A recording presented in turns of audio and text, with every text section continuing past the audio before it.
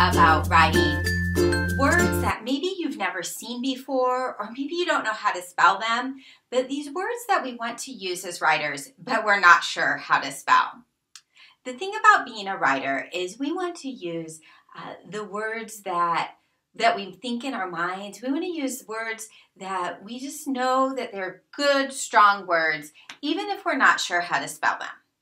And so today we're going to talk a little bit about not being afraid of words. So we have this chart and it's called I'm Not Afraid of Words. And part of being a writer is being a brave speller.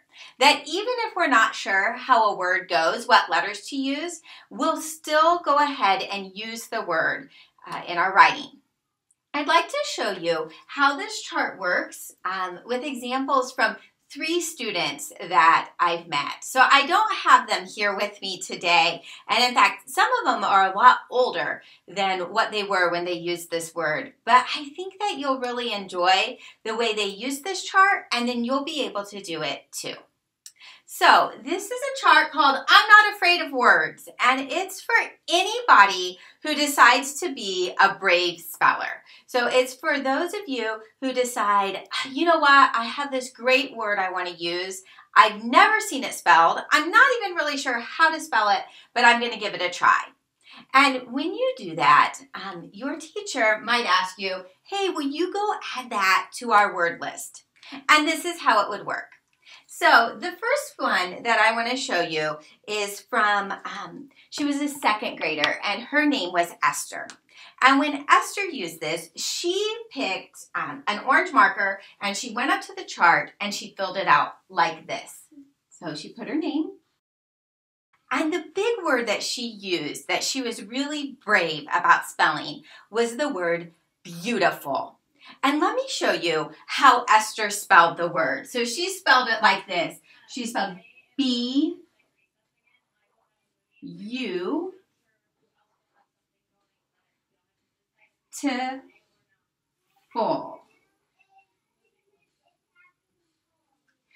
Beautiful.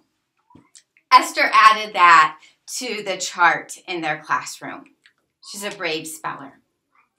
Another student that I'd like to introduce you to, the word that he used was Pete. And so Pete, he wanted to use the word tree. He was a kindergartner and he was looking all over the classroom for the word tree and he wasn't able to find it. So instead of just asking his teacher, like, teacher, how do I spell tree? Pete decided to be a brave writer. And his teacher then asked him to add his word to our I'm Not Afraid of Words chart. And so he, just like Esther, Pete, only he was a kindergartner, took a pen, used a pink pen, and he wrote his name. And then he wrote his word tree. And when Pete stretched the word tree, it sounded like this.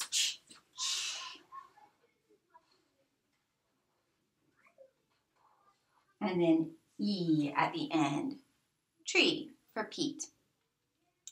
The third example I'd like to share with you is my son Sam. And when Sam was in 1st grade, he used the word daffodil. And this is how Sam spelled daffodil. So he added it to his I'm Not Afraid of Words chart in 1st grade. And you know what he did. He wrote his name.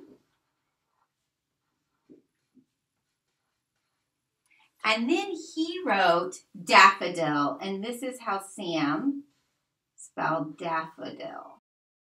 So this is how the chart works, is that when you stretch a word, when you are a brave speller, your teacher will ask you to add your name and your brave spelling to the chart. Your teacher's not going to do it for you. You're going to be the one that chooses a marker and you write your name and your brave spelling there. And then at the end of writing workshop that day, or maybe in the middle of it, your teacher's going to call everybody together and you're going to look at these brave spellings. And your teacher's going to talk a little bit about them.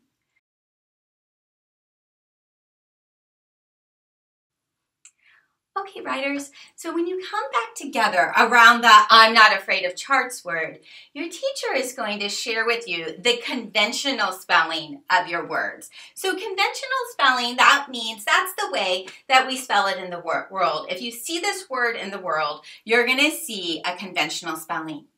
Now we're going to talk about the brave spellings because what's most important for writers is that they write words that are beautiful, fantastic words, that we would use everything we know about letters to write our words. So when we come back together and we talked about Esther's word, beautiful, this is what we talk about.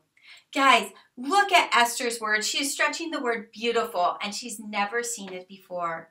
And look what Esther did. She heard the first sound, b, b, and she wrote a B. And then Esther, she stretched the word beautiful, b, you, and she heard the word you, which is a word wall word. So she wrote the word you there.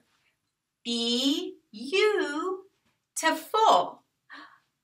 Esther heard the word wall word full at the end of beautiful. And so she wrote it here.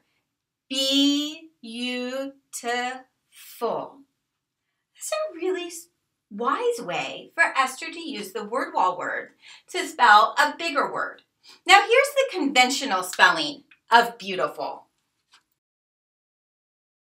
Look at that. Now there are some things that are the same that Esther used and the same to conventional spelling. So the B is the same. But then the way beautiful, look at this whole second section, the center section here, is way different than our word wall word, you. Beautiful. And then just like Esther, it ends with, she heard full, but in the word beautiful, there's only one L. If you want to be like Esther and use the word beautiful, you can stretch big words and use the word wall like Esther did, or you can just look up at the chart now and here's the conventional spelling for beautiful. Pete wrote tree. And you know, Pete, he looked all over the classroom for the word tree and could not find it. And so Pete said it and stretched it the best he could. The thing about tree, although sometimes if we stretch it and it's slow, it sounds like the CH sound, ch. But tree actually begins like this.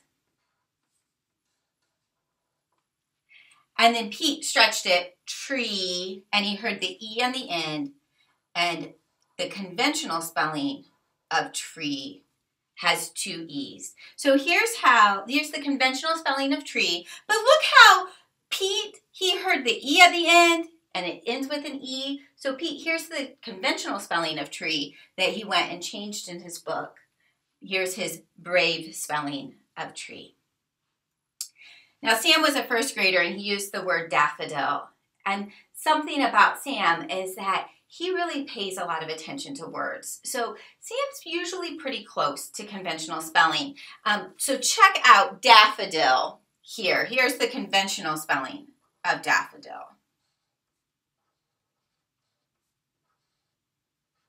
See how it's the same so far? Now watch, the conventional spelling actually doubles the F. But then look how close Sam is to this conventional spelling of daffodil, and it ends with just one L. So Sam has probably seen the word. He did see the word in his reading, and here's the conventional spelling of daffodil. Writers, I hope that you put a chart like this up in your classroom and that you begin using it. It is important that we are brave spellers, and even if we're not quite sure how to spell the word, we can still use it in our writing. Happy writing, everyone!